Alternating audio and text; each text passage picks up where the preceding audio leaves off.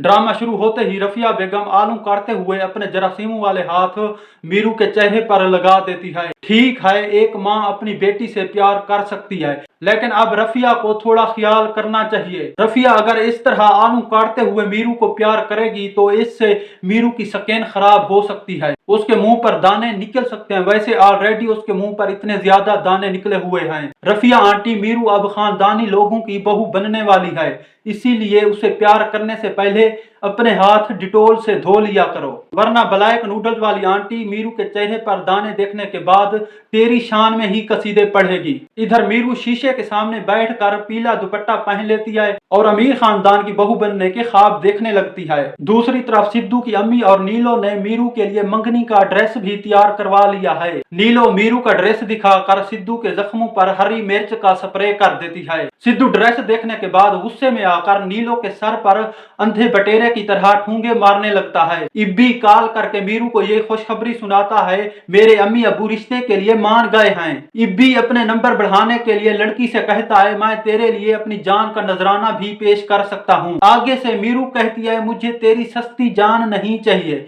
बस किसी तरह तेरा कुर्ब नसीब हो जाए ताकि तेरी दौलत पर ऐश कर सकूं और शादी के बाद मैं खूब शॉपिंग करूंगी। इधर हमारा सिद्धू मीरू की नजर में सुर्खरू होने के लिए कुर्बानी का बकरा बनकर अज्जू साहब से मिलने के लिए आ जाता है। सिद्धू अपने चचा से कहता है, me and Meeru are not happy for this marriage, so please cancel this रिश्ता।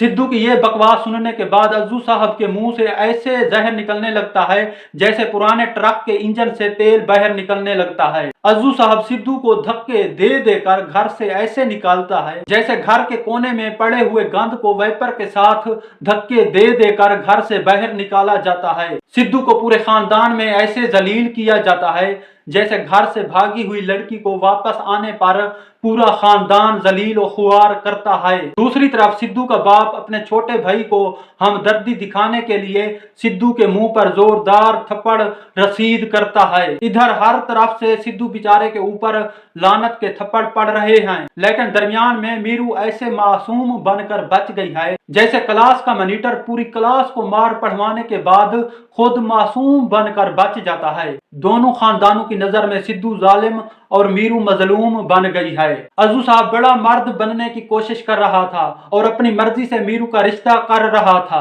रफिया बेगम और मीरू ने क्या खूब चाल चली है और अज्जू साहब को उसकी औकात याद दिला दी है। अज्जू साहब ने ना सिर्फ हाथ जोड़कर मीरू से माफी मांगी बल्कि रफिया बेगम के आगे नाक रगड़ कर कहा, बेगम तुम ठीक थी और मैं गलत था। Wow, that is real power of women. जब औरत कुछ करने की ठान लेती है तो वो ना सिर्फ मर्द से अपनी बात मनवाती है बल्कि वो मर्द से तौबा भी करवाती है, आज के बाद तू हमारी मर्जी के बगैर कुछ ऐसा वैसा नहीं करेगा। हमारे अज्जू साहब के साथ भी बिल्कुल सेम इसी तरह हुआ है। दूसरी तरफ इब्बी अपनी ब्लैक नूडल्स वाली अम्मी से कहता है, मीरू के लिए मिठाई और ड्राई फ्रूट भी ले लेते हैं। आगे से अम्मी जान कहती है, बेटा ड्राई फ्रूट खरीदने की कोई जरूरत नहीं है, जब मीरू आएगी तो मैं खुद उसका फलूदा बनाऊंगी। इधर सिद्धू की अम्मी दुख की वजह से ब्लड प्रेशर की गोलियां नहीं खा रही होती, ऊपर से रफिया बेगम सिद्धू की अम्मी का मजाक उड़ाने के लिए आ जाती है। शुक्रिया अदा करने की बजाय रफिया बेगम सिद्धू के ऊपर बदकिरदारी का इल्जाम लगा देती है और कहती है, जरूर सिद्धू का चक्कर किसी दूसरी लड़की के साथ होगा,